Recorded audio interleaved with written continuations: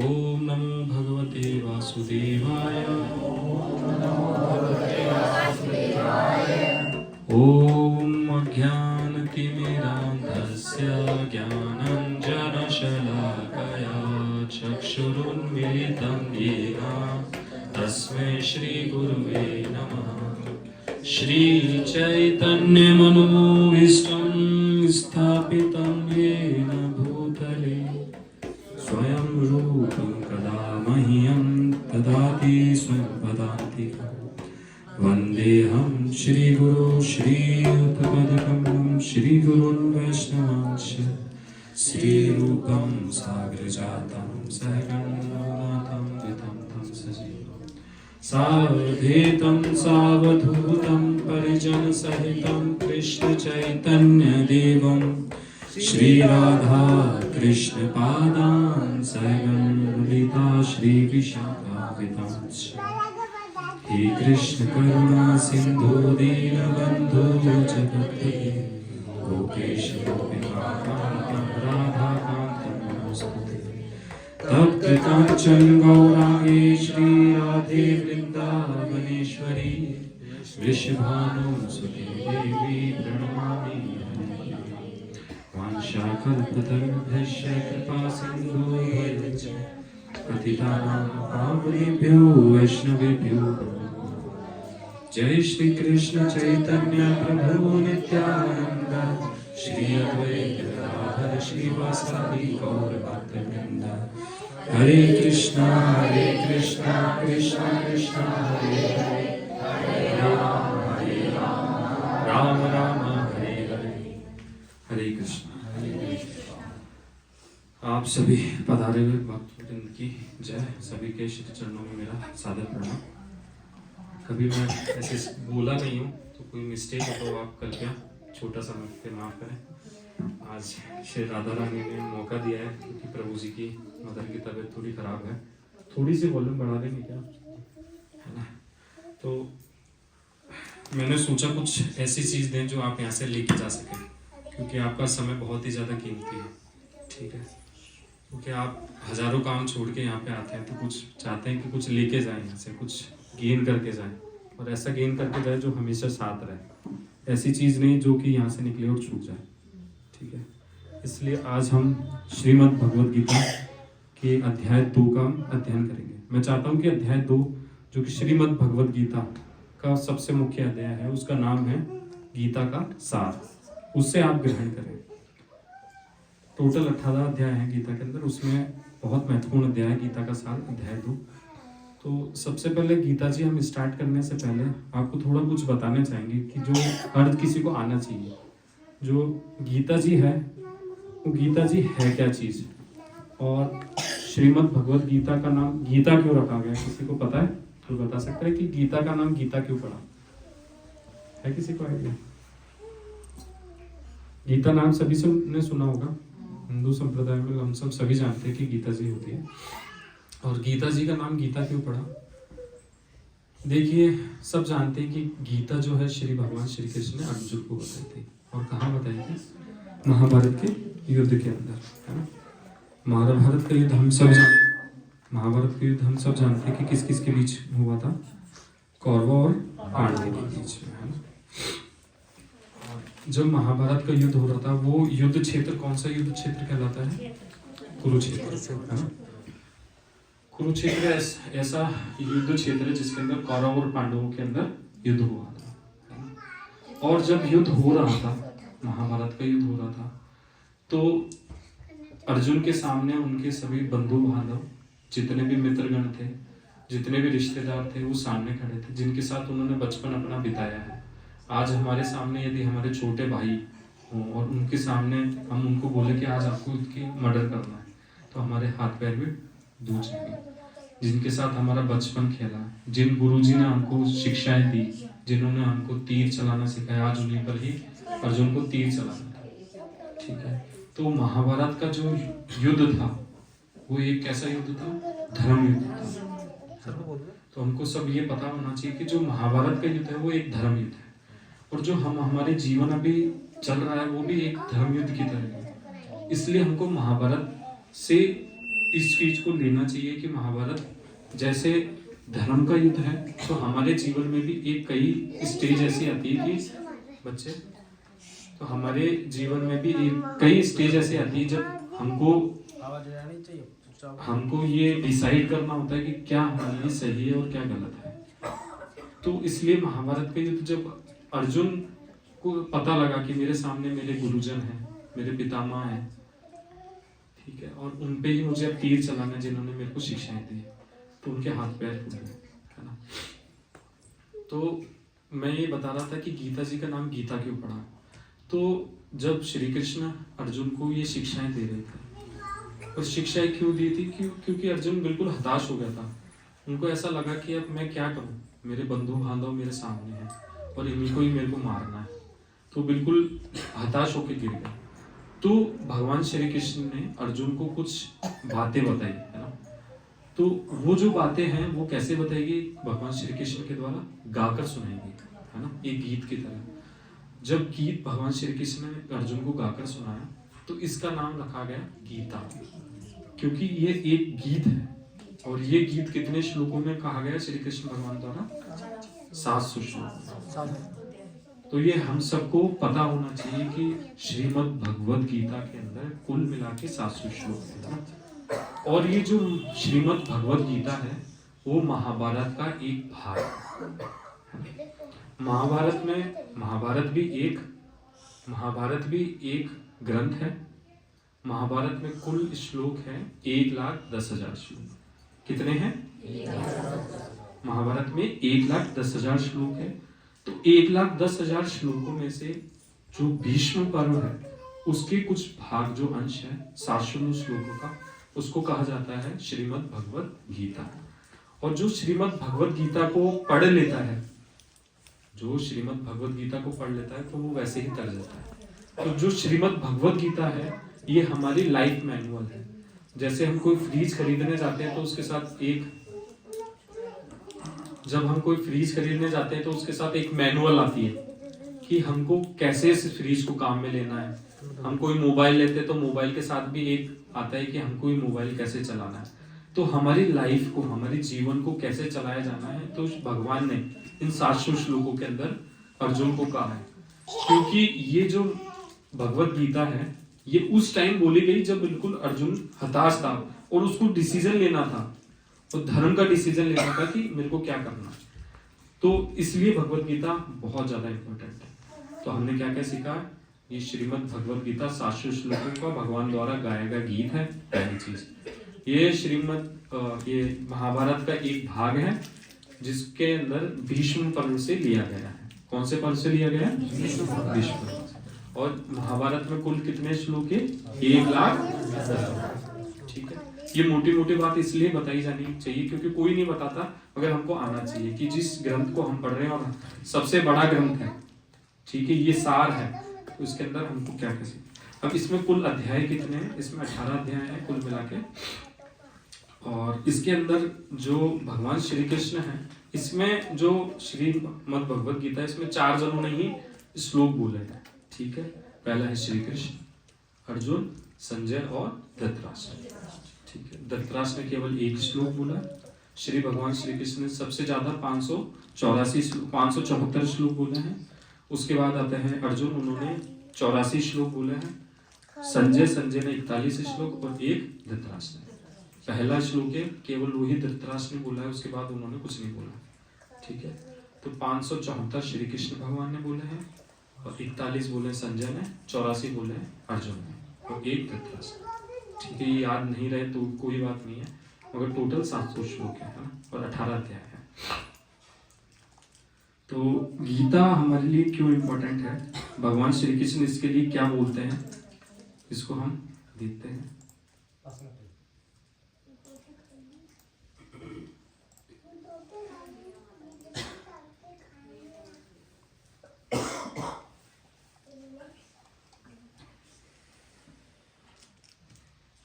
देखिए, भगवान श्रीमद् भगवद गीता के 9वें अध्याय के दूसरे श्लोक में श्रीमद् भगवद गीता के लिए क्या बोलते हैं ना।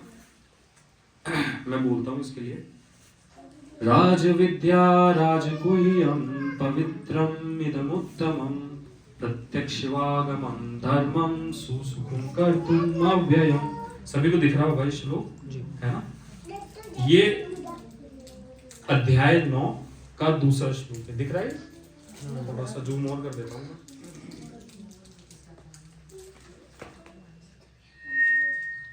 दिख रहा है?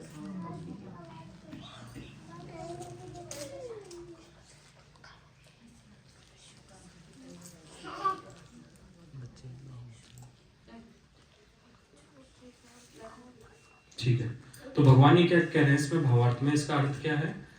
ये जो भगवत गीता का ज्ञान है ना, भगवान स्वयं कह रहे हैं ये ज्ञान सभी विद्याओं का राजा है। क्या बोला है? राजा है। अब सभी विद्याओं का क्या अर्थ लिया जाए यहाँ पे? कोई इंजीनियरिंग करा हुआ है, कोई डॉक्टरी करा हुआ है, कोई आर्किटेक्ट है, कोई वैज्ञानिक है, ठीक है, हमने इतनी इतनी मोटी किताबें पढ़ी इंजीनियरिंग की, मगर जो भगवत गीता का ज्ञान है, क्या लिखे हैं भगवान? सभी विद्याओं का राजा है। क्योंकि इस विद्या के अंदर क्या बताया गया है कि हम आत्मा हैं, शरीर नहीं है।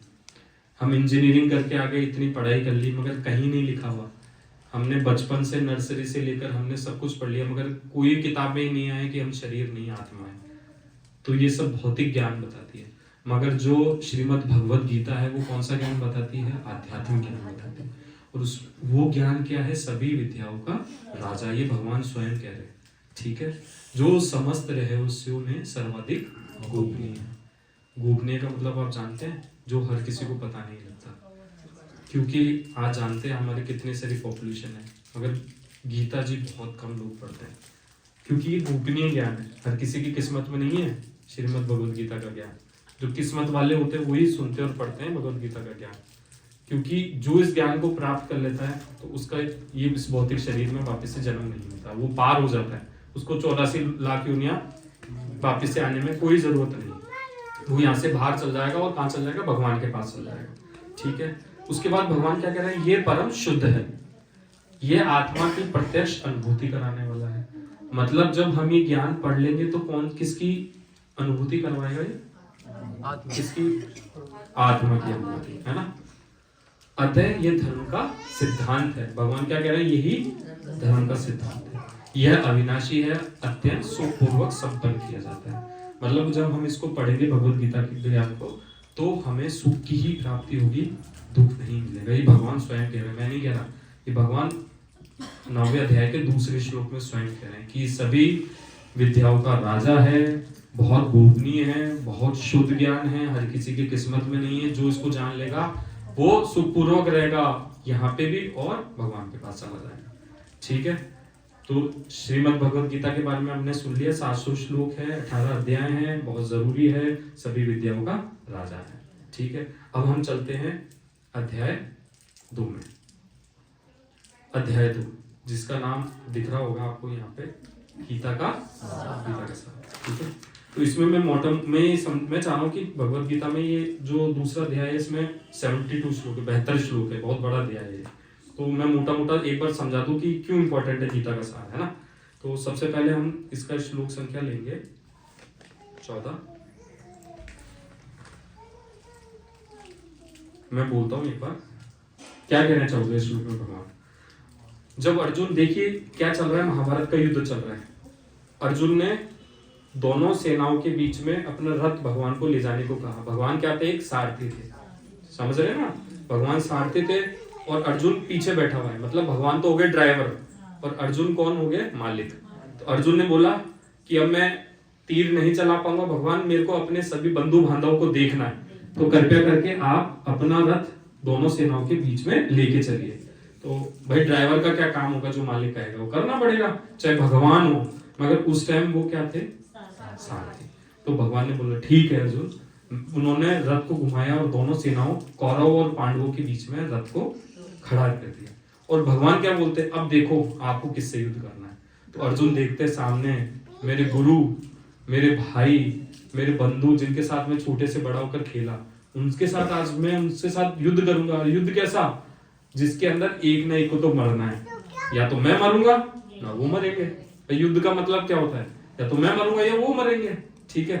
तो अर्जुन जब युद्ध के बीच में जब खड़ा होता है तो बहुत निराश हो जाता है, उसकी आंखों में से आंसू निकलने लगते हैं।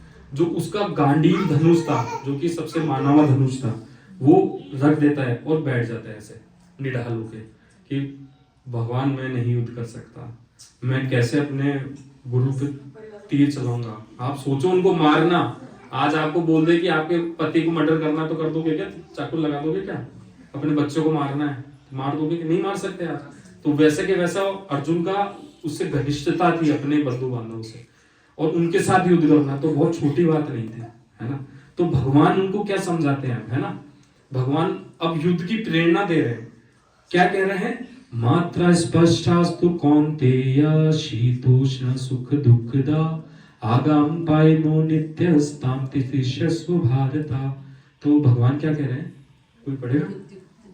मैं पढ़ देता हूँ, चलो। हे कुंती पुत्र, सुख तथा दुख का क्षणिक उदय तथा कालक्रम में इनका अंतर्धान होना सर्दी तथा गर्मी की ऋतु के आने जाने के समान है। ये बहुत इंपॉर्टेंट है, हमारे जीवन से रिलेटेड है ये श्लोक, है ना। भगवान क्या कह रहे हैं? हे कुंती पुत्र, हे अर्जुन, जो सुख और दुख, क्या लिख रहे हैं? जो सुख और दुख आता है वो कैसा आ रहा है? क्षणिक। क्या यूज हो रहा है यहाँ पे वर्ड? क्षणिक, है ना। सुख और दुख कैसे आते हैं? क्षणिक। क्षणिक का मतलब क्या होता है? थोड़ी देर के लिए। सुख भी आएगा तो थोड़ी देर के लिए, और दुख आएगा तो थोड़ी देर। आज मैं यहाँ पे बैठा हूँ, कोई बाहर से आता है कि भैया आपकी गाड़ी को बाहर टक्कर मार दी, तो मेरे को क्या आ गया? दुख आ गया ना। तुरंत क्षणिक रूप से आया ना, दुख आ गया साहब। फिर मैं अपने मन को समझाऊंगा कोई बात नहीं, इंश्योरेंस कराते हैं, मैं ठीक कर दूंगा, ठीक है। अभी मैं बैठा हूँ यहाँ पे, किसी का फोन आ जाता है कि साहब आपके तो क्या लॉटरी लग गई, तो क्या आ गया मेरे को? तुरंत सुख आ गया ना। तो भगवान क्या बोलते हैं? सुख और दुख किस प्रकार से है? क्षणिक है। और उसका उदाहरण क्या दिया गया है? सर्दी और गर्मी की ऋतु के तरह। सर्दी और गर्मी की ऋतु कैसे आती है? अभी ठंड है, थोड़ी देर बाद वापिस से क्या आ जाएगी? गर्मी आ जाएगी। अब जैसे अभी ठंड पड़ रही है, जैसे दिन होगा वापिस से गर्मी आ जाएगी, फिर शाम को वापिस से ठंड आ जाएगी। तो ये क्षणिक रूप से क्या हो रहा है? सर्दी और गर्मी की ऋतु घूम रही है। वैसे हमारे जीवन में सुख आएगा, दुख आएगा, सुख आएगा, दुख आएगा, ठीक है। ये ऋतुओं के समान है। तो हे भरतवंशी, हे भरतवंशी, ये इंद्रिय बोध से उत्पन्न होता है ना। एक यूज किया है यहाँ पे वर्ड इंद्रिय, इंद्रिय बोध। अब इसका मतलब क्या होता है? इंद्रिय बोध का मतलब वो बताना है। इंद्रिय बोध, भगवान कह रहे हैं ना, हे भरतवंशी, भरत के पुत्र, भरतवंशी, भरत के वंशी हैं अर्जुन। और वो बता रहे हैं भगवान कि ये जो सुख और दुख है वो कैसे आता है? इंद्रिय बोध से उत्पन्न होता है। अब हमको समझना पड़ेगा। हाँ, आप सही कह रहे हैं। इंद्रिया क्या चीज होती है? कोई जानता है इंद्रिया क्या चीज होती है? हाँ बिल्कुल सही। देखिए, ये जो इंद्रिया होती है ये ज्ञान इंद्रिय कहलाती है, जो कि हमको बताती है। आंखें, कान, नाक, जीवा और त्वचा, ये 5 प्रकार की क्या होती है? ज्ञान इंद्रिय, ठीक है। आज मैं आपके मुंह में रसगुल्ला देता हूँ, ठीक है, तो आपको सुख होगा कि दुख होगा? सुख होगा ना, ठीक है ना। क्यों होगा? क्योंकि ये जो हमारी जीवा है ये स्वादेंद्रिय है, ठीक है, ये स्वाद देगी। आज आपकी चमड़ी पे मैं कांटा लगाता हूँ तो आपको सुख होगा कि दुख होगा? और वहां पे मैं आपको मखमल लगाता हूँ तो सुख होगा कि नहीं होगा? तो ये हमारी 5 प्रकार की इंद्रियां हैं जिनको ज्ञान इंद्रिय कहते हैं। आंख, नाक, कान, त्वचा और जीवा, ठीक है। इसी से ही हमको सुख और दुख अनुभव होता है। भगवान कह रहे हैं कि इंद्रिय बोध से ही उत्पन्न होता है ये सुख दुख, ठीक है। हमारी आंखों को क्या चाहिए? कि हम सुंदर सुंदर दृश्य देखें। हमारे कानों को क्या चाहिए? अच्छा अच्छा सुने। नाक को क्या चाहिए? कि हम अच्छी खुशबू ले, है ना। दुर्गंध आते के साथ नाक बंद कर लेते कि नहीं कर लेते? खुशबू आएगी तो हमको क्या मिलेगा? सुख मिलेगा। बदबू आएगी तो दुख मिलेगा। बहुत बुरी बात है ना। तो भगवान कह रहे हैं ये इंद्रिय बोध से उत्पन्न होता है ना। हमारी इंद्रियों से बोध होता है। अब एक चीज बहुत इंपॉर्टेंट चीज है, कई जने होते हैं जिनकी आंखें होती है मगर देख नहीं पाते हैं। हम किसी के कान है मगर सुन नहीं पाते हैं, तो वो क्यों? भाई कान है तो सुनना भी चाहिए ना, फिर वो क्यों नहीं सुन पाते? तो एक चीज हमको ये ध्यान रखनी, इंपॉर्टेंट चीज ये है कि ये जो हमारी दिख रही है ना इंद्रिया, ज्ञान इंद्रिया, ये क्या है? सॉकेट है। जैसे लाइट के सॉकेट दिखते हैं ना, है ना, लाइट के सॉकेट है। यदि उसमें बिजली नहीं आती तो क्या काम का? कुछ काम का है क्या? नहीं है। क्या मतलब का सॉकेट? कोई काम का नहीं हो। तो उसी प्रकार ये हमारे कान, ये तो भारी आवरण है, मगर इसके अंदर यदि पावर नहीं होगी तो हम सुन नहीं पाएंगे, देख नहीं पाएंगे। कोरोना काल के अंदर हम जीभ में स्वाद चला गया था, जीभ तो वहां की वही थी मगर स्वाद चला गया था, नाक वहां की वही थी मगर दुर्गंध सुर्गंध का कुछ पता नहीं चल रहा था। तो ऐसा क्यों? क्योंकि इनके भी एक अधिष्ठाता देवता होते हैं, समझ रहे? आंखों के, कोई अंधे व्यक्ति होते हैं, हमारे जैसे आंखें होती है मगर देख नहीं पाता वो, ठीक है? तो ये इंद्रियां जो होती है उनके पीछे एक पावर होती है। सभी इंद्रियों के एक नियामक देवता होते हैं, वरुण देवता, इंद्र देवता, जिनके कारण वो कार्य से ही हम देख पाते हैं, सुन पाते हैं, स्पर्श और ये ले पाते हैं, है ना? तो इस तरह से भगवान कह रहे हैं इंद्रिय बोध से ही उत्पन्न होते हैं सुख और दुख, है ना? और भगवान आगे क्या कह रहे हैं कि मनुष्य को चाहिए कि अविचल भाव से इसको सहन करना सीखे, क्योंकि सुख और दुख कैसे बताएं? सर्दी और गर्मी की तरह आएंगे और जाएंगे, ठीक है? ये समझ में आ गया सबको ये श्लोक? ठीक है, अब इसके बाद में हम चलते हैं 10वां श्लोक। 15वें श्लोक में भगवान क्या कह रहे हैं, देखिए। यम ही न व्यथन्ते ते पुरुषम पुरुषर्षभा सम दुख सुखम धीर सुअमृतत्वाय कल्पते। दिख रहा है?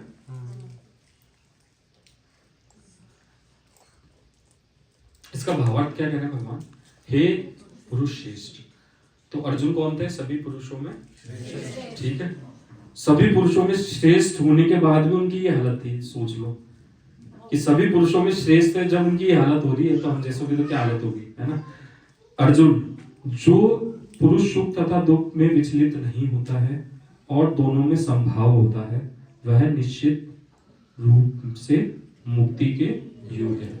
तो भगवान मुक्ति का एक फॉर्मूला बता रहे हैं कि हमको सुख और दुख तो आएगा ही आएगा, आप चाहो चाहे नहीं चाहो।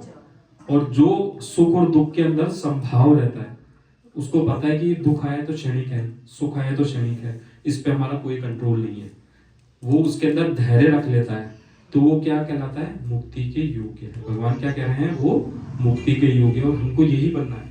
हमारे जीवन के अंदर सुख और दुख आएंगे और सभी के जीवन में आते हैं। ऐसा है नहीं कि कोई भी ऐसा सोचे कि मेरे घर में तो सुख ही सुख आए। उसको दुख भी ना चाहते हुए भी दुख सहन करना पड़ता है, ना चाहते हुए भी सुख आते हैं। तो उसी प्रकार से जो सुख और दुख में सम रहता है, समान रहता है कि ये सुख आया है, ये भी थोड़े दिनों बाद चला जाएगा, ये दुख आया ये भी थोड़े दिनों बाद चला जाएगा। तो भगवान क्या कह रहे हैं? वो व्यक्ति मुक्ति के किसके योग्य है? मुक्ति का मतलब, मुक्ति का मतलब क्या समझे? नहीं, मुक्ति का क्या मतलब समझे? मुक्त क्या होता है? मुक्त का क्या मतलब होता है ना? मुक्ति का मतलब यहाँ पे एक चीज हुई है कि जो सुख दुख के अंदर समान है वो मुक्त है, उसको कोई परवाह नहीं रहती। समझ रहे हो मुक्ति का मतलब? चाहे सुख है चाहे दुख है, वो इस शरीर में रहकर भी मुक्त अवस्था में है, उसको कोई परवाह नहीं है। तो भगवान उसी मुक्ति की बात कर रहे हैं, मोक्ष की बात नहीं कर रहे कि जिसको सुख दुख से कुछ परवाह ही नहीं तो वो अपने में मस्त रहेगा, चाहे उसको दुख है चाहे सुख है, उसको किसी की कोई मतलब ही नहीं है, ठीक है? जैसे एक पागल व्यक्ति होता है तो वो अपने मस्ती में मस्त रहता है ना, उसको सुख और दुख का क्या मतलब, ठीक है? तो भगवान कह रहे हैं कि जो सुख और दुख के अंदर संभाव रहता है, जो बुद्धिमान व्यक्ति सुख और दुख में संभाव रहता है, तो वो इस जीवित अवस्था में ही मुक्त अवस्था को प्राप्त करता है। तो हमको क्या चाहिए कि सुख और दुख के अंदर सम रहे, ठीक है? उसके बाद भगवान ये कह रहे हैं श्लोक संख्या 20 में, सभी को समझ में आ रहा होगा? नहीं आ रहा? अच्छा, बहुत बढ़िया। तो नहीं, देखिए 20वें श्लोक के अंदर भगवान क्या कह रहे हैं? ना जायते म्रियते वा कदाचिन नायं भूत्वा भविता वा न भूयः अजो नित्य शाश्वतोऽयं पुराणो न हन्यते हन्यमाने शरीर। बहुत इंपॉर्टेंट श्लोक है। देखिए पहले जब क्लासें हुई थी तो प्रभु जी ने बताया था हम क्या है, बताया था ना? कौन कहता है कि हम आत्मा नहीं है? कोई कहता है कोई है? हम सब आत्माएं मानते हैं ना, हम आत्माएं है ना? तो भगवान क्या कहते हैं? आत्मा के लिए किसी भी काल में ना तो जन्म है, हाँ, मृत्यु है। और हम सब क्या है? आत्मा है। हम बोलते कि ये मर गया, जबकि वो मरा क्या है, शरीर, हम कभी नहीं मरते। तो भगवान भी यही कह रहे हैं कि किसी भी काल में, इसी काल में नहीं, किसी भी काल में, हमारा जन्म यहाँ पे नहीं हुआ, पता नहीं कितने जन्म हो गए, हमको पता नहीं है। तो भगवान ये कह रहे हैं कि इसी काल में नहीं, सभी कालों में आत्मा ना तो मरती है ना जन्मती है। वो कैसी रहती है, इंडिविजुअल रहती है, ना तो उसका जन्म होता है ना मृत्यु होती है। वह ना तो कभी जन्मा है, ना जन्म लेता है और ना जन्म लेगा। वो क्या है, अजन्मा है, नित्य है, शाश्वत है और पुरातन है। भगवान हमारी विशेषता बता रहे हैं कि हमारी क्या क्या विशेषता है। हम आत्मा है ना, हमारी क्या विशेषता है, अजन्मा है, हमारा जन्म नहीं होता। हम नित्य हैं, नित्य का मतलब है हमारा ना तो कोई आदि है ना कोई अंत है, ठीक है, हम हमेशा से थे, हैं और रहेंगे, ठीक है। शाश्वत है और पुरातन है, मतलब पुराने से पुराने हैं हम। कभी नित्य है मतलब पुराने हैं, कभी हमारा ना तो आदि है ना अंत है, इसलिए पुरातन है। शरीर के मारे जाने पर भी वह नहीं मारा जाता है ना। तो हमारा शरीर मर जाता है मगर हमारी आत्मा नहीं मरती, और हम आत्मा है, और हमको जानना है कि हम आत्मा है, ठीक है। इस शरीर को दुख प्राप्त होता है, ठीक है, आत्मा को दुख प्राप्त नहीं होता। सुख भी इस शरीर को प्राप्त होता है अपने इंद्रियों के द्वारा। भगवान कह रहे थे ना, अपने इंद्रियों के द्वारा हमको सुख और दुख प्राप्त होता है, ठीक है। आत्मा ना तो जन्म लेती ना मृत्यु लेती, ठीक है। ये वाला श्लोक समझ में आया। उसके बाद हम चलते हैं श्लोक संख्या 22 के अंदर।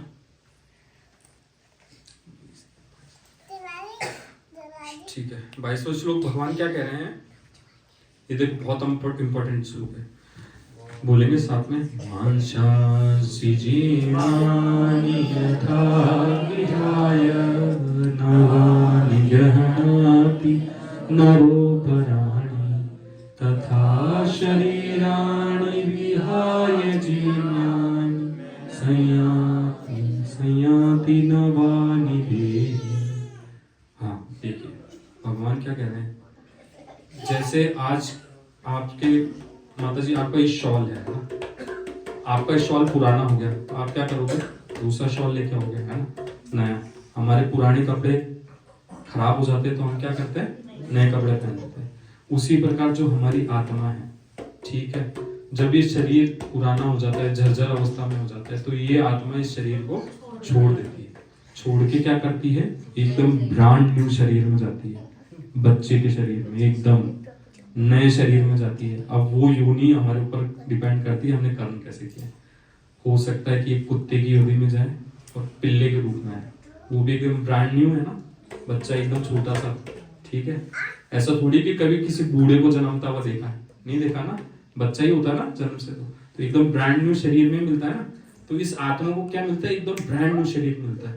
तो भगवान क्या कहते हैं, जिस प्रकार मनुष्य पुराने वस्त्रों को त्याग कर नए वस्त्र धारण करता है, उसी प्रकार आत्मा पुराने तथा व्यर्थ के शरीरों को त्याग कर नवीन भौतिक शरीर को धारण करती है।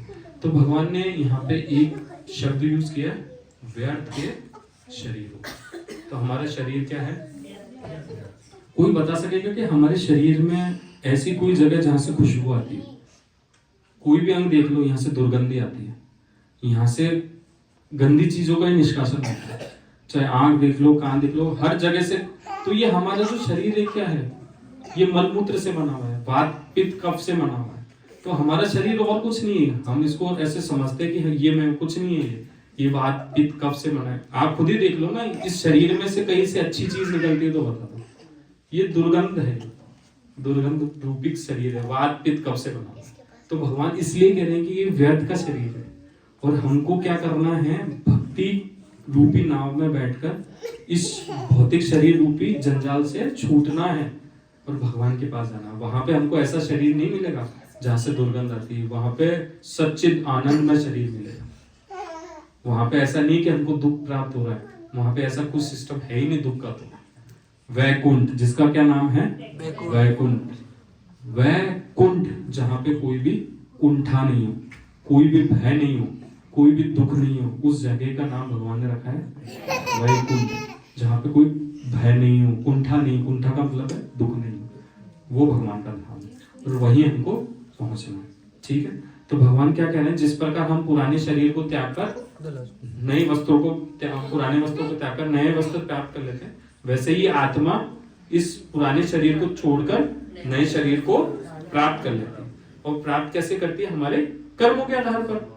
हम देखिए, हम इस लोक में बैठे हैं ना, इसको कहते हैं भूलोक, ठीक है। इससे ऊपर 6 लोक है, इससे नीचे 7 लोक है, हमको ये पता होना चाहिए। अब कर्मों का प्रधान रूप कैसे काम करता है हमको पता होना चाहिए, कैसे काम करते हैं और हमको कैसे कैसी योनियां भोगनी पड़ती है।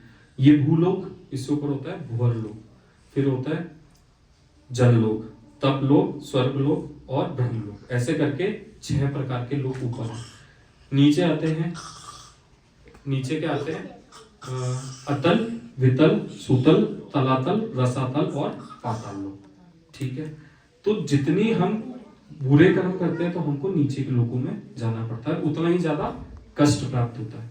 जितने अच्छे काम करते हैं उतने ऊपर लोकों के अंदर हमारा जन्म होता है और उतना ही सुख मिलता है। जैसे हम स्वर्ग के अंदर चल गए तो वहां पे हमको बड़ी बड़ी अप्सराएं मिलेगी, सुंदर सुंदर। वहां पे सोने के हमको महल मिलेंगे, ठीक है। अभी सोने का भाव आज ही सुना था मैंने, तो चांदी का भाव 2 लाख पहुंच गया। तो वहां पे ऐसे कोई कमी नहीं है चांदी की, ठीक है। वहां पे जितनी चाहो आप चांदी का यूज। तो हमारा इतना, हमारी सोच इतनी सी है क्योंकि हम भूलोक में, इससे ऊपर जाएंगे तो बहुत बड़ा साम्राज्य मिलेगा, जहाज मिलेगा इंडिविजुअल, कई रानियां मिलेगी, तो वहां पे सुख अपार मात्रा के अंदर है ना। उतना ही नीचे के लोगों में जाएंगे तो उतना ही दुख बढ़ता जाएगा, बढ़ता जाएगा, बढ़ता जाएगा, ठीक है। तो हमको क्या करना है? ना तो सुख चाहिए ना, ठीक है। हमको क्या चाहिए? भगवान का धाम चाहिए, भगवान की सेवा चाहिए। क्योंकि वापिस से सुख जो देवता के रूप में स्वर्गलोक में है, वो भी उनकी उम्र के बाद में इस मनुष्य जीवन में आते हैं और तड़पते हैं वो कि हमको मनुष्य जीवन मिले जिससे हम भक्ति कर पाए। क्योंकि वहां पे इतना ज्यादा सुख है कि वो भक्ति नहीं कर पाते। किसी व्यक्ति, आज कोई बहुत बड़ा व्यक्ति है, उसके बाद बहुत धनवान है, तो वो भक्ति नहीं कर पाता क्योंकि उसके उतने ही जंजाल होते हैं। और जो बहुत ज्यादा दुखी है वो भी भक्ति नहीं कर पाता क्योंकि उसको दुख ज्यादा है। तो नीचे के लोग को चाहे ऊपर के लोग को, वो क्या चाहता है कि हम इस मनुष्य जीवन में आए। तो क्योंकि यहाँ पे दुख भी है और सुख भी है, यहाँ पे चलते रहते सुख दुख सुख दुख, तो हम यहाँ पे भक्ति कर सकते हैं। ऊपर के लोगों में भी भक्ति नहीं है, नीचे के लोगों में भी नहीं। इसलिए इस मनुष्य जीवन को बहुत ही इंपॉर्टेंट कहा गया है। यहाँ इस चक्र से निकलने का एक ही रास्ता है, इस मनुष्य लोक, और ये मनुष्य की देह है। ये छूटी फिर छूट गया सब कुछ, 84 लाख के चक्कर में फिर आ गया, ठीक है। अब अगले वाले श्लोक में चलते हैं। यहाँ पर कोई मन में शंका होता आप पूछ सकते हैं, कोई सुझाव भी हो तो, क्योंकि मेरे को इतना नहीं आता, आप बता सकते हैं। देखिए फिर भगवान क्या कह रहे हैं? नैनम छिदन्ति शस्त्राणि नैनम दहति पावका नाछेनम कलिंदतापो ना शोषयति मारुता। तो आत्मा की अब क्वालिटीज बता रहे हैं, है ना, फटाफट करते हैं। ये आत्मा ना तो कभी किसी शस्त्र द्वारा खंड किया जा सकता है, ना अग्नि द्वारा जलाया जा सकता है, ना जल के द्वारा भिगोया जा सकता है, और ना वायु के द्वारा सुखाया जा सकता है, ठीक है। आत्मा की क्वालिटी होगी, ना तो कटाई काट सकते हैं हमको, ना जला सकते हैं, ना भिगो सकते हैं, ना सुखा सकते हैं। और आगे और क्वालिटी बताएंगे इसके अंदर। ये हो गए 23वां श्लोक। फिर आएगा 25वें श्लोक में भगवान क्या कह रहे हैं? 25वें श्लोक में भगवान कह रहे हैं,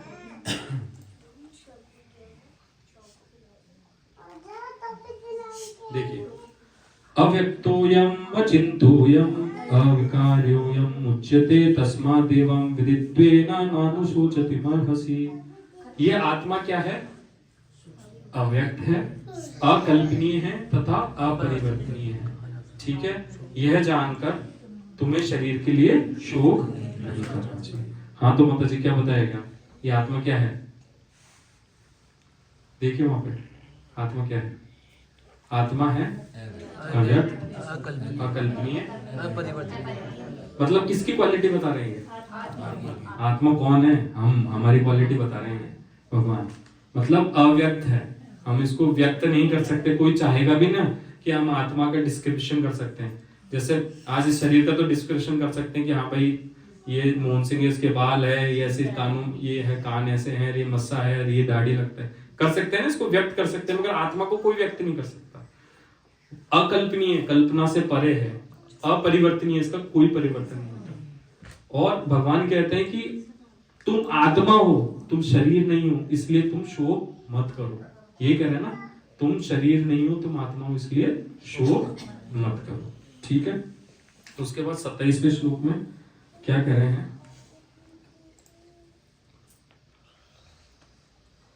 27वें श्लोक में कह रहे हैं, जातस्य है ध्रुवं जन्म मतस्य च तस्मात् परिहाय अर्थे न त्वं सूचितुमर्हसि। भगवान देखो कितनी अच्छी बात बता रहे हैं। जिसने जन्म लिया है उसकी कोई डाउट इसमें? कोई हो कि नहीं मरना हो? कोई हो? सब मरेंगे ना, यहाँ पे बैठा हुआ है।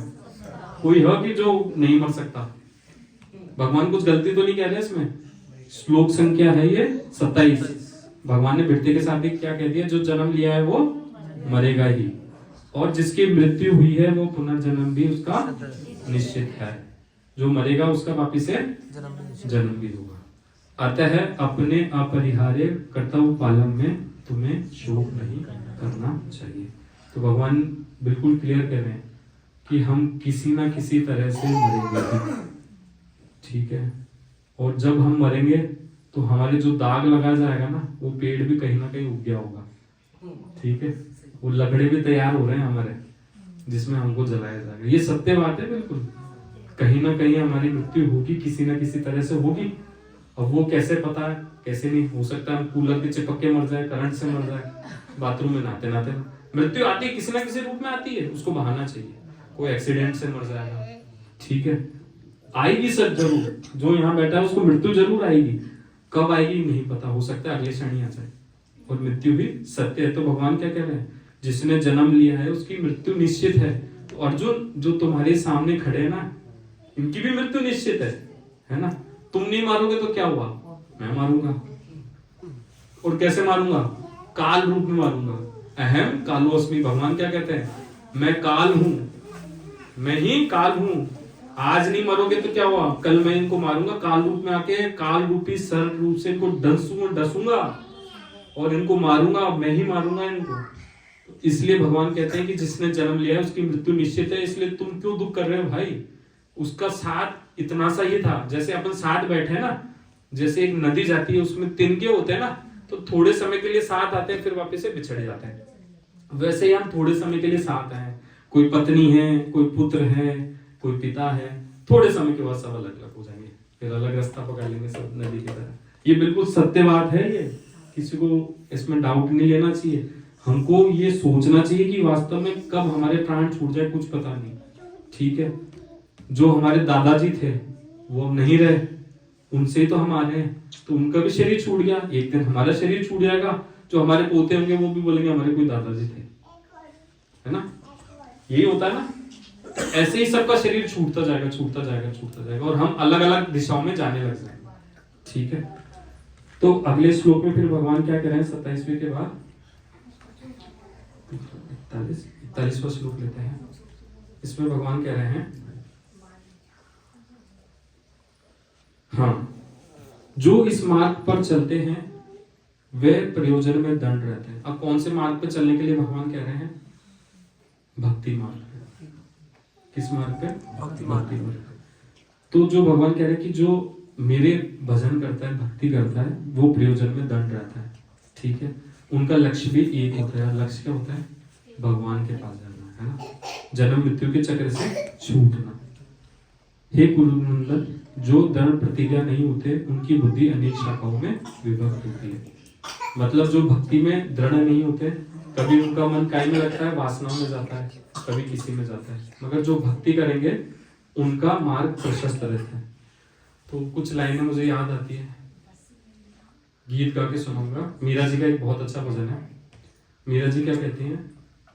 जी मार्ग सब संत गया छे, जी मार्ग सब संत गया, जी मार्ग से जाशा मेरा रंग लागो नाम हरि, और रंग बटक भरे।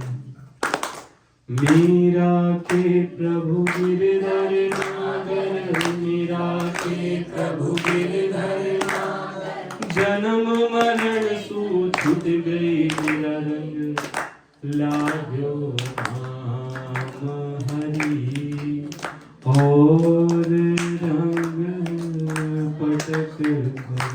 मीरा जी क्या कहती है, अब मेरे को किससे रंग लग गया है, भगवान के नाम से, और सभी रंग को क्या करो, दूसरी तरफ पटक दो साहब, ठीक है।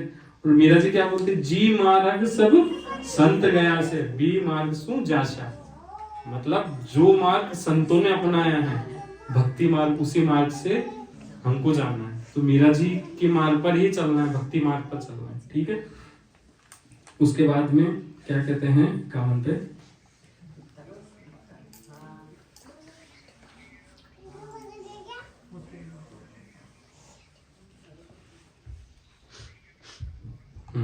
क्या कर्मजं बुद्धि युक्ता ही फलं तत्वा मनीषिणा जन्म बंध विनिर्मुक्ता पदम गच्छन्ति मामियम्।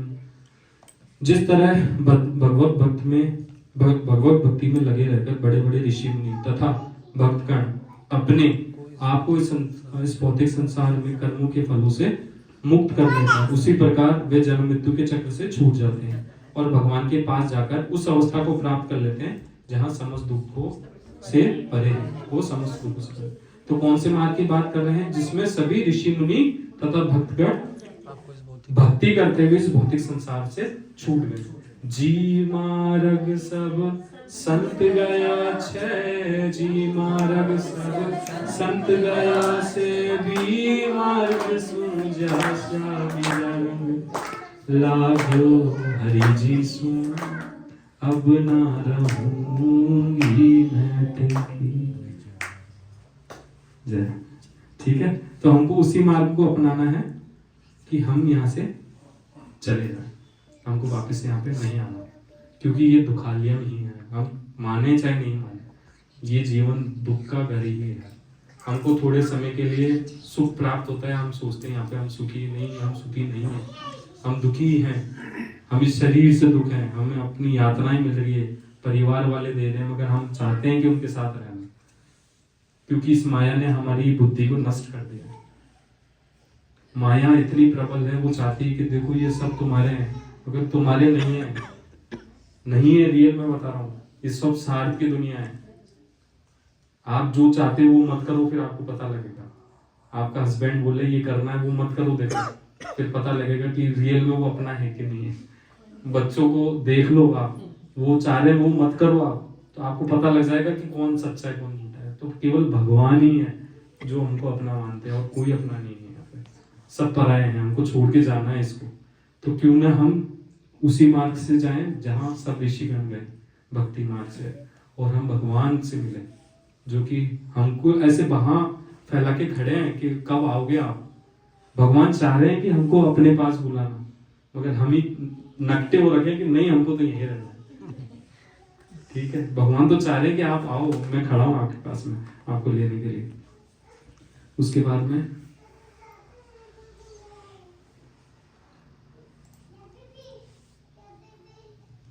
देखिए 58वें श्लोक में भगवान क्या कहते हैं, यदा संहृते चायं कुर्मोऽङ्गानि सर्वशः इन्द्रियाणि इन्द्रियार्थेभ्यः तस्य प्रज्ञा प्रतिष्ठिता। देखिए हमको भक्ति का मार्ग बता दिया कि भगवान ने कौन सा मार्ग अपनाना है, भक्ति का मार्ग, क्योंकि भक्ति के मार्ग से ही हम यहाँ से पार पा जाएंगे, और कोई भी मार्ग नहीं है बाहर जाने का। भगवान ने बता दिया, पहली चीज ये मानव शरीर बहुत ही दुर्लभ है, और इसी से आप बाहर जा सकते हो। और किस मार्ग से जाना होगा, भक्ति के मार्ग से। क्या एक कुत्ता भक्ति कर सकता है, एक बंदर भक्ति कर सकता है? नहीं कर सकता है। हम केवल हम कर सकते हैं, क्योंकि हमारी चेतना इतनी सुदृढ़ है। तो भगवान ने हमको शरीर इसलिए दे रखा है कि हम भक्ति करें और यहाँ से निकल जाए। तो भगवान कह रहे हैं कि जब भक्ति करनी है तो किस प्रकार करनी है, जिस प्रकार कछुए अपने अंग को संकुचित करके अपने खोल के अंदर भीतर घुसेड़ लेता है ना, अंदर ले लेता है ना, कछुए को हल्का सा अपन टच करते हैं तो अंदर। तो वैसे जब माया अपना प्रभाव दिखाएगी, जब हम भक्ति के अंदर आगे बढ़ेंगे तो हमको पता लगने लग जाएगा कि ये चीज हमारे लिए बहुत घातक है, हमारी भक्ति के लिए। तो हमको किस तरह रहना पड़ेगा, कछुए की तरह। जैसे क्या होती है कि आदमी बाहर कमाने जाता है तो उसको ऐसा माहौल मिलता है कि वो माया के लपेटे में आ जाए। माया ऐसा साम्राज्य स्थापित कर लेती है। ये महिलाएं हैं, ऐसी महिला से मिलने लगती है कि जो दूसरे की बुराई कर रही है, तो क्या है, माया का ही प्रभाव है। ठीक है, अब हमको उस टाइम क्या करना है कि जिस प्रकार कछुआ अपने अंगों को खींच लेता है, वैसे हमारे अपने चित्त को क्या है, खींच के रखना है। अपन को तुरंत पता रहना चाहिए कि नहीं भैया मैं भक्त हूँ, ये हमारी चेतना को दूषित करेगा, ये दूसरे की बुराई करेगा, तीसरे की, हमको उससे कोई लेना देना नहीं, मैं क्यों सुनूं उसकी, भाई क्यों सुनूं, उससे मेरा कोई लेना देना नहीं, ये फालतू में उसकी बुराई कर रहा है। उससे हमारी भक्ति चेतना में क्या होता है कि हमारे संस्कार कहीं ना कहीं बनते जाते हैं, है ना। जैसे जैसे हम कर्म कर रहे हैं वैसे संस्कार बनेंगे। तो जैसे हम किसी की बुराई करेंगे तो वो चित्त में एक नजरिया आता रहता है। अब मैं जैसे आपके सामने बोलूंगा, देखना एक एग्जांपल, रसगुल्ला, तो आपके सबके चित्त में एक रसगुल्ला की दृश्य आया, व्हाइट कलर का होता है, रसीला होता है, एकदम स्पंजी। ठीक है, अब मैं आपको बोलूंगा जलेबी, तो आपकी नजरों के सामने जलेबी आई कि नहीं आई? तो हमारी चेतना काम कर रही है कि नहीं कर रही है, प्रैक्टिकली सोचो आप। ठीक है, और मैं इसी टाइम में आपको बोलूंगा रसमलाई, तो तुरंत रसमलाई आपके सामने हाजिर हो जाएगी। तो हमारी चेतना इतनी फास्ट काम करती है। तो जैसे ही हम किसी की बुराई या अच्छाई करते हैं तो वो चेतना में हमारे संस्कार बनने लगते हैं। समझो आप, ये बहुत सूक्ष्म स्तर पे बनते हैं और वो हमारे ऊपर इंप्रेशन डालते जाते हैं। तो हमको उन्हीं लोगों का संग करना है जो हमारी चेतना को अच्छी रखे। जैसे ही बुरे व्यक्ति का संग करेंगे तो हमारी चेतना क्या हो जाएगी, बुरी हो जाएगी, और हमको अच्छे संग करेंगे तो हमारी चेतना अच्छी। इसलिए तो कहते हैं कि भक्तों का संग करो, है ना, भक्तों का संग में ही रहना है।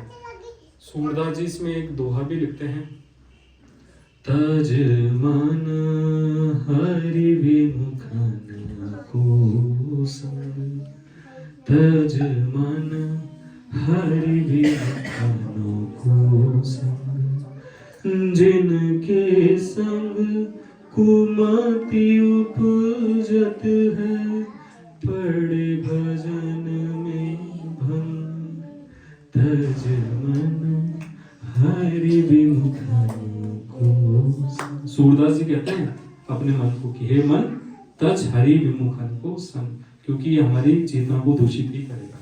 इसलिए हमको क्या करना है, हमारे अंगों को कछुआ की तरह खोल में घुसे लेना है, जैसे ही हमको पता लगे कि नहीं ये हमारे लिए घातक है। ठीक है,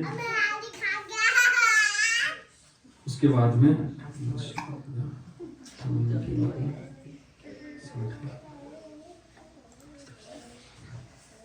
2-3 श्लोक और है, आपके धैर्य की ज्यादा परीक्षा नहीं लेंगे।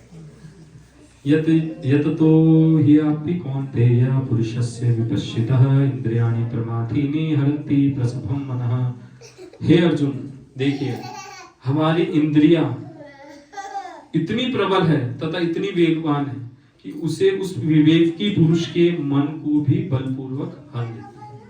ठीक है, तो हमारी इंद्रियां क्या है, इतनी बलवान है, बहुत ज्यादा बलवान है। आप ट्राई करना, आपकी इंद्रियों को जो चाहिए ना उसकी प्रति वो बहुत ज्यादा लालायित रहती है ना, बहुत ज्यादा लालायित। जो हमारे कानों को सुनना पसंद है ना, तो वो कान बात तुरंत हमारे कान में एंटर हो जाती है और हमारा मन तुरंत भाग जाता होगा। हमारी आंखों को जो देखना पसंद है ना, तुरंत आंख उधर ही जाएगी, चाहे हमारे लिए बहुत ज्यादा खतरनाक क्यों नहीं हो, फिर भी हमारा माइंड वही काम करेगा।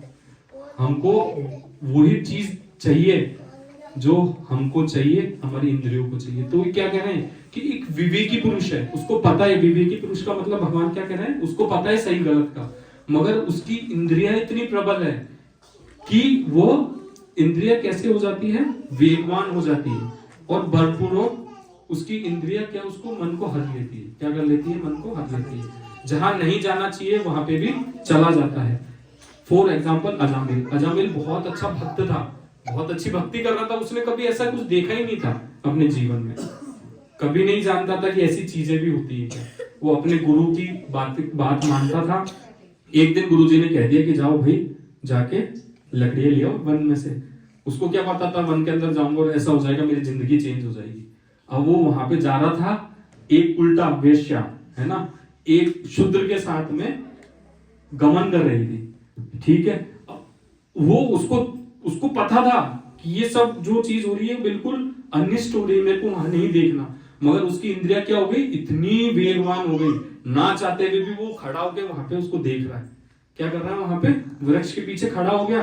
वो जानता है ये सब कुछ गलती है, ये सब कुछ निरर्थक है, इससे मेरा कोई लाभ नहीं है, तो भी वृक्ष के पीछे छुप के देख रहा है कि क्या कर रहे हैं, और देखा और उसको चित्र क्या हो गया, चित्त मलिन हो गया। बस उसके जीवन में जो इतना धन पुण्य कमाया था, भगवान का भजन कराया था, सब एक सेकंड में उसके पलटी खा गए। और वो क्या हो गया, उस स्त्री के प्रति क्या हो गया, ललायित हो गया। ठीक है, उस मलमूत्र के शरीर के गड्ढों के पीछे ललायित हो गया वो। और वो क्या सोचने लगा, विवाह करूंगा तो उसी स्त्री से करूंगा, जो कि इतना बड़ा भक्त था। और वो क्या कह रहा है, मैं उसी स्त्री से विवाह करूंगा। तो भगवान ये कह रहे हैं कि इंद्रियां इतनी वेगवान हो जाती है, ना चाहते हुए भी उसके पीछे भागने लगती है। अब समझो, इंद्रिया हमको पता नहीं चलता, जो हमारे लिए गलत है वही हम देख रहे हैं। हमारी इतनी प्रबल है, हम मोबाइल के अंदर रील्स देखते रहते हैं, हमको पता है कि हमारा कोई लाभ नहीं होगा, क्या लाभ होगा, मगर हमारी इंद्रियां उसको खींच के रखती है। नहीं भैया, तेरे को देखना ही है, 1 घंटा देखना ही है तेरे को, ना चाहते हुए भी तू स्क्रॉल करता रहे। करते करते फिर आदमी सोचता है, यार मेरे 1 घंटा चला गया, कुछ लाभ भी नहीं हुआ, सो ही लेता से तो बढ़िया मूड तो फ्रेश होता। ठीक है, तो इंद्रिया इतनी वेगवान बताई गई भगवान के द्वारा।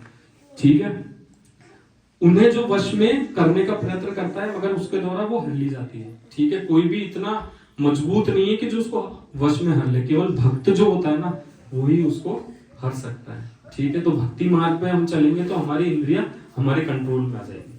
ठीक है, और हमारी इंद्रियों को कंट्रोल करने में भगवान प्रभुपाद जी क्या कहते हैं, हमारी इंद्रियों को बहुत आसानी से कंट्रोल में किया जा सकता है। नाक है, नाक को क्या, भगवान का कुछ लो वो सूंघो।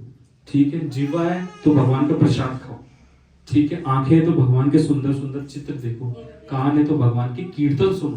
तो हमारी इंद्रियां क्या लग गई, एकदम सही जगह लग गई। हम उसको हर तो सकते नहीं है इंद्रियों के वेग को, मगर उसको एक पर्टिकुलर दिशा में चलायमान कर सकते हैं। तो ये प्रभुपाद जी ने हमको फॉर्मूला दे दिया कि हमारी इंद्रियों को इस तरह से हमको कंट्रोल करना है और हमको सही डायरेक्शन देना है। ठीक है, उसके बाद आता है श्लोक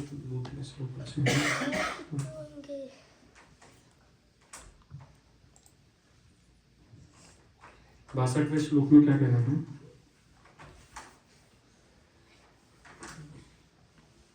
ध्यायतो विषयान् पुंस संगस्तेषु उपजायते संगः संजायते कामा काम क्रोध भेजायते। अब ये दोनों श्लोक बहुत इंपॉर्टेंट है, हमारे जीवन से रिलेटेड है। माता जी देखिए, अब ये वाला श्लोक क्या कह रहा है, इंद्रिय विषयों का चिंतन करते हुए मनुष्य की उसमें आसक्ति उत्पन्न हो जाती है ना।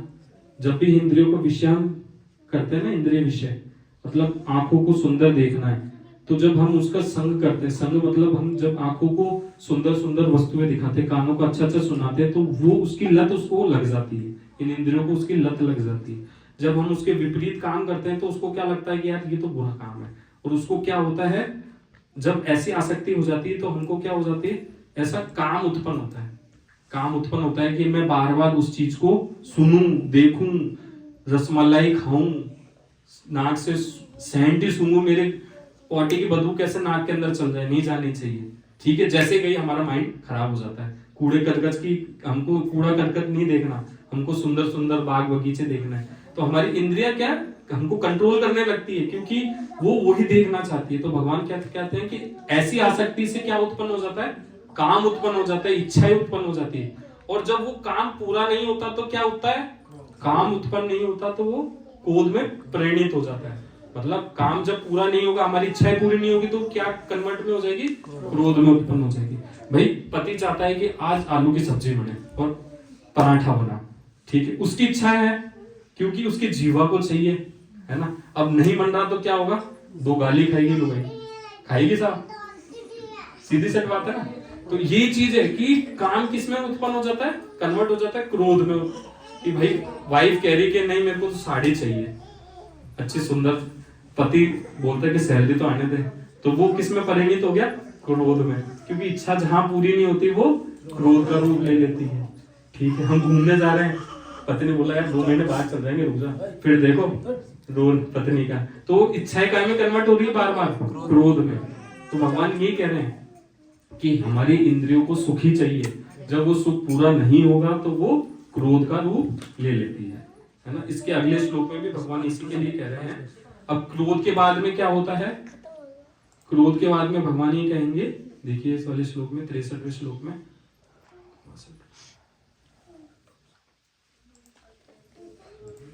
63वें श्लोक में भगवान क्या कह रहे हैं,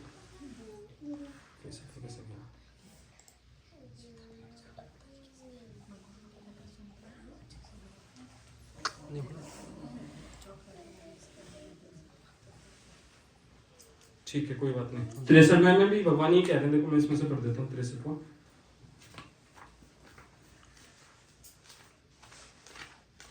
हम्म। 63वें में भगवान ये कह रहे हैं, देखिए, क्रोधात् भवति सम्मोह, सम्मोह स्मृति विभ्रमा, स्मृति वृद्धांश, बुद्धिनाशो, बुद्धिनाशात् प्रणश्यति। अब क्रोध जहां उत्पन्न हो जाता है उससे क्या उत्पन्न होता है? मोह उत्पन्न होता है, और मोह से स्मरण की शक्ति का विभ्रम हो जाता है, और स्मरण शक्ति जहां विपरीत हो जाती है बुद्धि नष्ट हो जाती है, और बुद्धि नाश होने से मनुष्य भवकूप में गिर जाता है।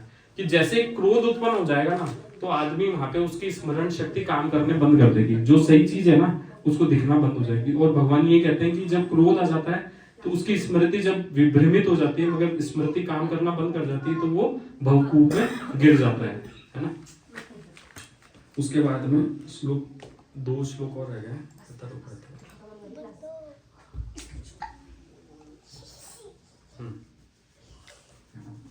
विहाय कामान्य सर्वान् पुमांश्चरति निस्पृह निर्ममो निरंकार शांतिर्मद्धि गच्छति। जिस व्यक्ति ने इंद्रिय तृप्ति के समस्त इच्छाओं का परित्याग कर दिया। अब लास्ट में भगवान क्या कह रहे हैं? हमको रास्ता बता रहे हैं, हमको क्या करना है? व्यक्ति को इंद्रिय तृप्ति की सभी इच्छाओं का परित्याग कर देना है। ठीक है, हम जानते हैं हमारे लिए रसगुल्ला बहुत घातक है, क्योंकि उसमें चाशनी है, चीनी हमको नहीं खानी चाहिए, जहर है, चीनी सफेद जहर है, नमक ज्यादा खाना जहर है, हमको नहीं खाना चाहिए, मगर हमारी इंद्रियां बोलती है कि भाई लड्डू खाने हैं। तो हमको भगवान ये कह रहे हैं कि ऐसी इच्छाओं का परित्याग कर देना चाहिए। हमको जीने के लिए ज्यादा खर्चा नहीं है हमारे, हम क्या रोटी और सब्जी मिल जाए या कुछ भी मिल जाए तो आराम से जी सकते हैं, मगर हमारी लालसा कितनी बढ़ती जाती है। हम आराम से कोई सादा कपड़ा भी पहन के जी सकते हैं। पुराने के जमाने के अंदर हमारे जो बूढ़े बड़े थे बहुत सादी जिंदगी जीते थे, कोई इतना फैसिलिटेट नहीं थे, मगर आज हम क्या है, हमको कार चाहिए तो चाहिए साहब, हमको 2 लाख रुपए का फोन चाहिए तो चाहिए। क्यों? क्योंकि हमने हमारी इंद्रियों को ऐसी सूटेबिलिटी दे रखी, इंद्रियां मांगती और हम उसको तुरंत उपलब्ध करा देते हैं। जिस प्रकार की एक छोटा बच्चा होता है, जब हम वो चाहता है वैसा वैसा कार्य कर देते हैं, तो वो बच्चा क्या बन जाता है? बहुत घातक बन जाता है हमारे लिए। तो वैसे ही हमारी इंद्रियां हमारे लिए घातक बनी बैठी है, हमको पता नहीं चल रहा है, हम उसकी पूर्ति करते जा रहे हैं। तो भगवान ये कह रहे हैं कि इंद्रिय तृप्ति की सभी इच्छाओं का परित्याग कर देना चाहिए। ठीक है, और जिसने ममता को त्याग दिया है, आगे में क्या लिख रहे हैं? जिसने ममता को, सारी ममताओं को त्याग दिया है, ठीक है, तथा अहंकार से रहित है, वही वास्तविक शांति को। तो भगवान ने फॉर्मूला दे दिया साहब। अब आप मानो चाहे मत मानो, आपको अपनी ममता को त्यागना पड़ेगा, लालसा को त्यागना पड़ेगा, वही वास्तविक शांति प्राप्त कर सकते हैं।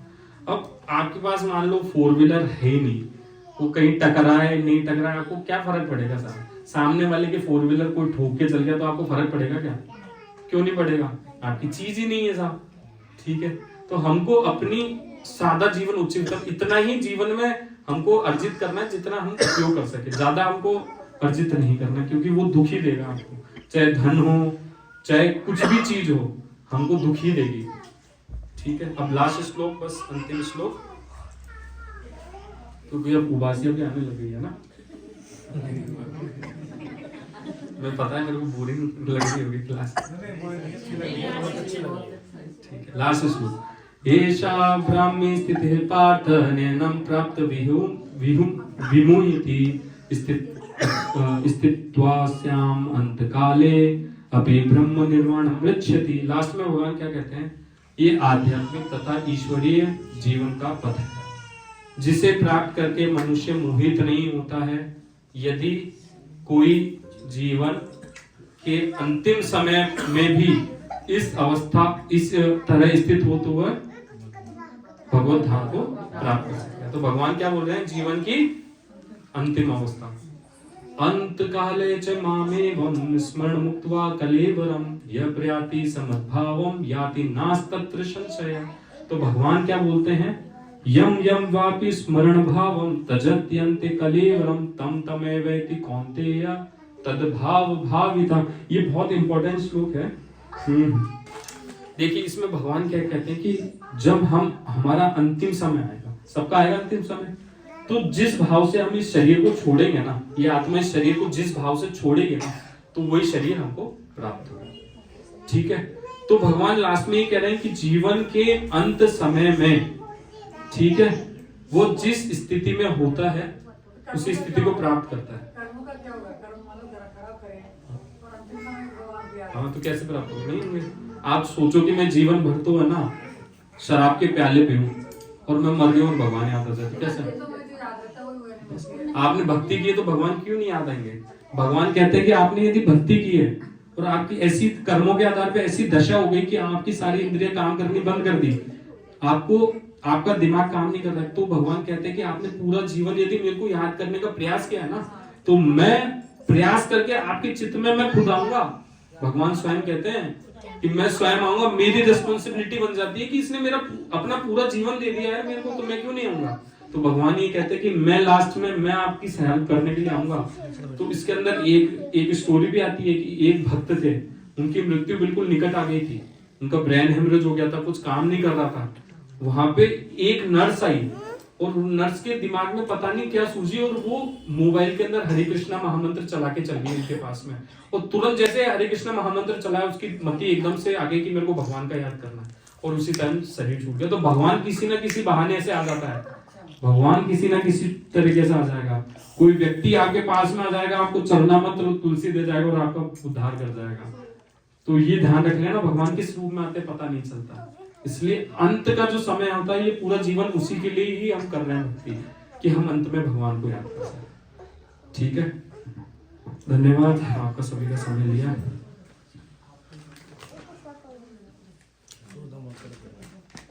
एक 4 लाइनें बोलना चाहो तो ज्यादा टाइम हो गया, 5 मिनट और लूंगा बस, है ना? 5 मिनट। तो हम क्या पूरे जीवन भर 4 प्रकार से सोते हैं, है ना? तो आप मेरे साथ एक गीत गाएंगे ताली बजा के, है ना? आप सभी ने सुना हुआ है, मगर मेरी इच्छा है कि ये गीत को गाऊं, है ना? घणों दिन सोले ओ रे जाग मुसाफिर जाग, घणों दिन सोले ओ रे जाग मुसाफिर जाग। तो पहले कहाँ सोए थे? पहले सोयो माता के गर्भ में, पहले सोयो माता की गर्भ में, ओंधे को तू झूला, पहले माता की गर्भ में, ओंधे को तू झूला। कॉल किया था भजन करूंगा, कॉल किया था मैंने भजन करूंगा, बाहर आकर झूला जन्म था, होली ओ रे अब मुसाफिर जाग, घणों दिन सोली ओ रे जाग मुसाफिर। दूसरा जन्म का हुआ, दूसरो सोयो माता की गोद में, दूसरो सोयो माता की गोद में, दूध पिया मुस्कायो, दूसरो सोयो माता की गोद में। माता ने क्या किया? मल मूत्र तेरा धोया, बहन बुआ थारी लाड लड़ावे, बहन बुआ थारी लाड लड़ावे, झूला दिया बढ़ाए लाड थारी, होले ओ रे अब तो जाग मुसाफिर, घणों दिन सोलियो रे अब तो जाग मुसाफिर। अब व्यक्ति तीसरी बार कहाँ सोता है? सबको पता है तीसरा कहाँ सोता है? तीजो सोयो प्रिया की सेज पे, हाँ बोलिए, तीजो सोयो प्रिया की सेज पे, गले में भैया डाली, तीजो सोयो प्रिया की सेज पे, गले में भैया डाली, मोह माद में भूल गयो तू, मोह माद में भूल गयो तू, हरि ने दियो बिरसराए ब्याह था, होली ओ रे अब तू जाग मुसाफिर, घणों दिन सोली ओ रे अब तू जाग मुसाफिर। अंतिम सोना कहाँ पे? अंतिम सोना है चिता को सोनो बाकी रहो रे, बोलिए अरे चिता को सोनो बाकी रहो रे, सब जग रहो है सोई, चिता को सोनो बाकी रहो है, सब जग रहो है सोई। कहत कबीर थारी जागरण की रे, कहत कबीर थारी जागरण की है, तू जागो नहीं गवार मरण थारो हो गयो रे, तू जागो मुसाफिर मरण थारो हो गयो रे, तू जागो मुसाफिर।